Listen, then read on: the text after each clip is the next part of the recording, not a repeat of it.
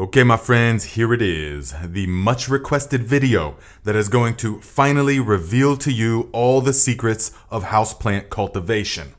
So I'm going to say some things about it, and then I'm going to take you on a tour of the house so that you can see exactly what I'm talking about, and you're going to get all kinds of crazy good ideas on this tour, okay? And then when we come back from the tour, I'm going to finally reveal to you the ultra top secret houseplant fertilizer recipe that I use to achieve the results that you will see in the video. So, first we have to understand a couple of things though. The plants that we choose to cultivate as houseplants are nothing like the plants that we grow in the garden.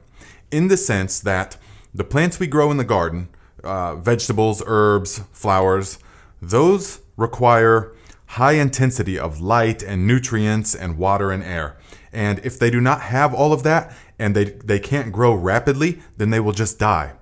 Whereas the house plants, the ones like the pothos, the philodendron, the Swedish ivy, the wandering Jew, the Chinese evergreen, plants like this and many others you'll see, the Dieffenbachia, the peace lily, those ones have evolved underneath a dense jungle canopy, and so for that reason they can exist with very low levels of light because not much light is actually hitting the floor of the jungle, and so they can evolve with low levels of light, low levels of nutrients, and if they don't have everything they need for fast vigorous growth, then they can do something remarkable in the plant world, and that is to just sit there in a state of suspended animation where they don't grow or they don't die either.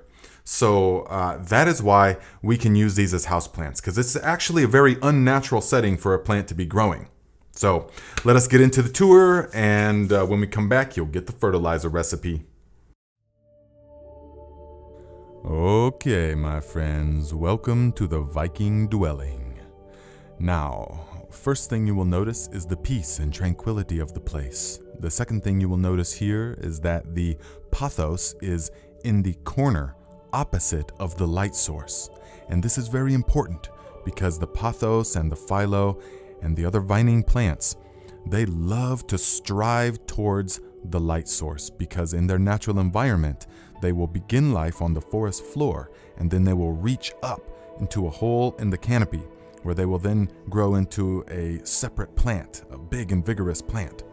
But when we grow them inside, we want to place them in the corner opposite of the most intense light source in the house, and that is going to ensure that they will vine nice and long seeking that light source. If you just put the plant in the window already, it's not going to grow away from the light source. That's not how the vines like to grow. And so you see here, I just let them grow and vine, and then I will drape them over things, drape them over the window, drape them over the trim on the window, or I secure them to the wall with small tacks, with invisible tacks, or I will put a small nail in the wall and then tie like a natural fiber string and support them that way, because you have to help them. They don't actually grow this way naturally. They won't attach themselves to the wall, at least not the pothos. The philo will.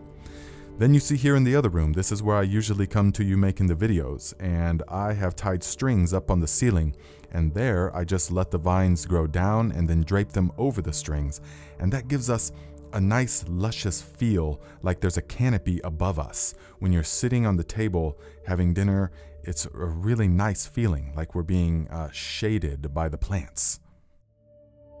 Okay, let us go around the corner into what I am calling the propagation room. Now, these windows face south and west, so it gets a fair amount of light. And for that reason, I have the Swedish ivy in the window, diffusing most of the light. That is because the Swedish ivy is one of the very few of the houseplants that can thrive in direct sun. At least a few hours of direct sun is no problem for the Swedish ivy, as you can see. Also, we have in here some arrowhead plant, some pothos, some philodendron, some aloe, some wandering Jew, and then down here we have all sorts of experiments. It's important to always be experimenting with so many different things. And you can see here, what I want to say about hanging plants is to never put drainage holes into hanging plants, because you want to be able to fill them with water once a month or so. And the kind that like that are the Swedish ivy, the pothos, and the philodendron. Now this philo is climbing the wall itself. I didn't attach it, it's just actually digging its roots into the wall, which is pretty impressive. Now here we have some arrowhead plant and some various other plants, but they're all loving life because I don't water them too much. But when I do water them, I soak them thoroughly, and that's important. You don't overwater the houseplants. And then of course, outside, I planted some catnip because so many of the neighborhood cats love to come and catch a buzz with the catnip. So have a nice trip, my friend.